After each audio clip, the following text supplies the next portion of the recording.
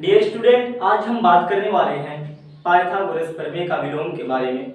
और हमें जानना है कि पाइथागोरस प्रमेय का विलोम क्या होता है और इसे कैसे सिद्ध किया जाता है। तो आइए हम स्टेप बाय स्टेप देखते हैं। बोर्ड पे बिल्कुल ऑलरेडी बनाया हुआ है और हम प्रयास करेंगे इसे सिर्फ और सिर्फ समझने के लिए, क्योंकि हमने बनाया था स्टेप बाय स्टेप, आपको दिखा भी दिया था एक दूसरी वीडियो में। लेकिन यहाँ पे सिर्फ आपको समझाने का काम करूंगा और समझाने का प्रयत्न करूंगा। तो आइए यहाँ पे देखते हैं पाइथागोरस प्रमेय का विलोम को। कथन में लिखा हुआ है, यदि किसी त्रिभुज का एक भुजा का वर्ग अन्य दोनों भुजाओं के वर्गों के योग के बराबर हो तो पहली भुजा का समकोण समकोण होता है। सबसे पहले इस कथन के अनुसार हम एक त्रिभुज बना लेते हैं, त्रिभुज A B C.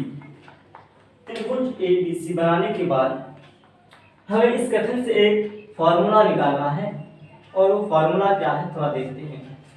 AC square बराबर AB square plus BC square. और ऐसा लिखने के बाद हमें इक्वेशन 1 यानी समीकरण 1 लिख देना है। ये कैसे हुआ देखते हैं।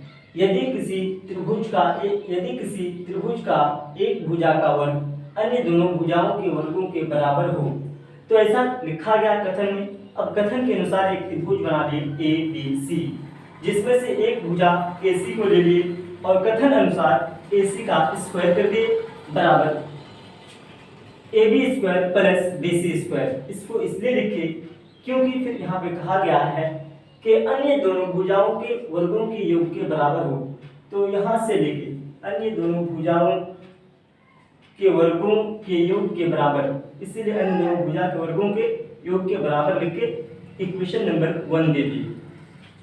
इतनी बात समझने के बाद अब हम और थोड़ा आगे बढ़ते हैं और देखते हैं।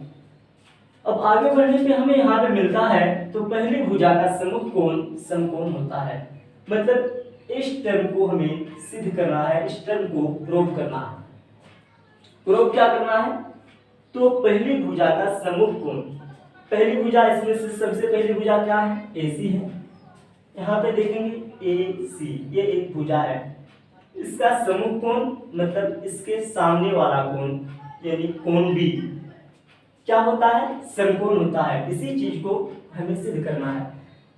आफ्टर ऑल हम ये कह सकते हैं कि कोण B बराबर समकोण, इस चीज को सिद्ध करना है।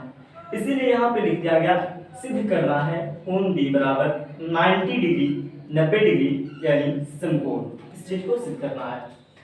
अब सिद्ध करने के लिए जैसा कि हमने पाइथागोरस प्रमेय में भी देखा था कि हमें रचना करना होता है, ठीक उसी तरह हम इसके लिए भी एक रचना करेंगे। रचना लिख के हमें डैश देना है और फिर लिखना है एक अन्य त्रिभुज DEF बनाया।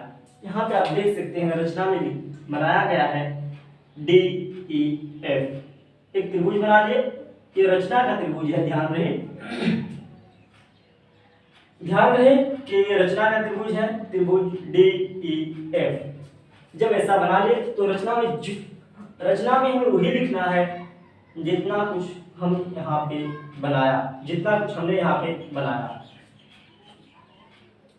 अब रचना के बाद हमें लिखना है एक अन्य त्रिभुज DEF बनाया। जैसा बनाया उसी प्रकार यहाँ पे लिख दिया, जहाँ DE बराबर AB, DE बराबर AB, क्योंकि रचना में हमें सिर्फ और सिर्फ सेम इसी आकार का एक त्रिभुज बनाना था, यहाँ पे बना लिया गया। और AB बराबर DF, यानी DF कितना हो, AB के बराबर हो, इसीलिए यहाँ पे लिखा गया DE बराबर AB तथा EF बराबर BC, EF बराबर BC, इतना बराबर इतना है, इसीलिए यहाँ पे लिखा गया EF बराबर BC। और कोण E बराबर 90 डिग्री, ये हमें रचना में लिखना है, कोण E बराबर 90 डिग्री, इसीलिए यहाँ पे 90 डिग्री बैठा है। अब इतनी चीज जानने के बाद और थोड़ा सा आगे बढ़ते हैं और देखते हैं। यहाँ पे फिर उत्पत्ति लिखना है। उत्पत्ति में क्या लिखना है, त्रिभुज DEF में, यानी रचना वाली त्रिभुज को यहाँ पे लिखना है। तो त्रिभुज DEF में कोण E बराबर 90 डिग्री, जैसा कि यहाँ पे दिया हुआ है, कोण E बराबर 90 डिग्री, और उसको हम समकोण लिख दिए। अब यहाँ पे है पाइथागोरस प्रमेय से, जब एक त्रिभुज कि एक कोण 90 हो जाए तो हम उसे पाइथागोरस प्रमेय से लिख सकते हैं। क्या लिख सकते हैं? df स्क्वायर बराबर de square plus ef square, यानी सबसे बड़ी भुजा का वर्ग यहाँ पे दिया, df स्क्वायर बराबर de square plus ef square यहाँ पे लिख दिया। अब थोड़ी सी ध्यान को और थोड़ा सा अगर ध्यान दें तो हमें पता चल जाता है df स्क्वायर बराबर de square plus ef square. इस चीज को हूबहू ऐसे ही लिख देना है, df स्क्वायर, यहाँ पे df स्क्वायर लिख दिए, उसके बाद de के जगह पे ab स्क्वायर। ये अब कहाँ से आया? थोड़ा सा यहाँ पे अगर हम देखें, यहाँ पे रचना में हमने लिखा था de बराबर ab, इसलिए de की जगह पे ab बिठा दिया, स्क्वायर की जगह पे स्क्वायर आ गया, तथा ef बराबर bc, यानी ef की जगह पे हमने bc लिख दिया। क्यों? क्योंकि ef बराबर bc हमने रचना में बनाया था, इसीलिए यहाँ पे bc लिख दिया और a स्क्वायर इस पे आ गया। इसे हम समीकरण 2 मान लेंगे। अब थोड़ी सी और देखते हैं। अब यहाँ पे लिखा हुआ है समीकरण 1 तथा 2 से, मतलब यहाँ पे समीकरण 1 माना था, यहाँ पे समीकरण 2 माना।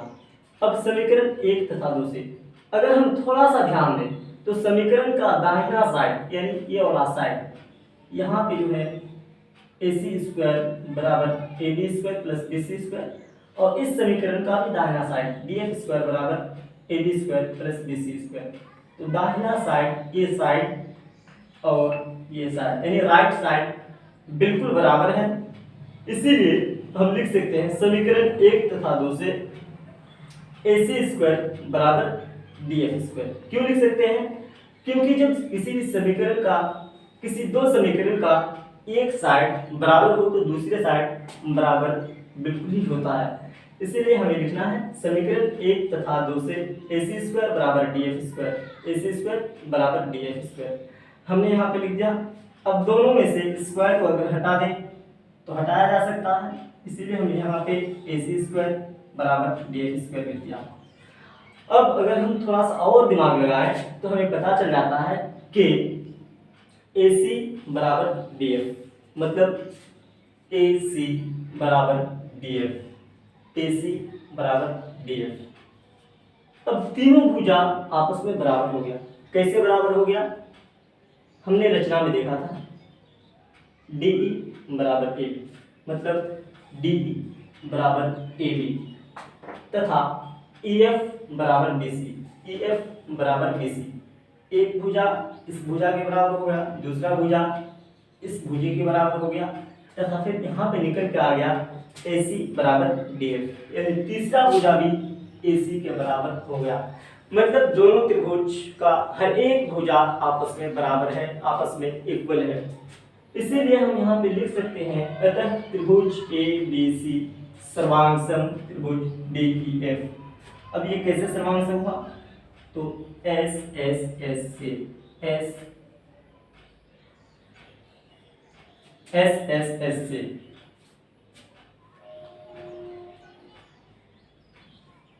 यानी भुजा भुजा भुजा से सर्वांगसम हो गया।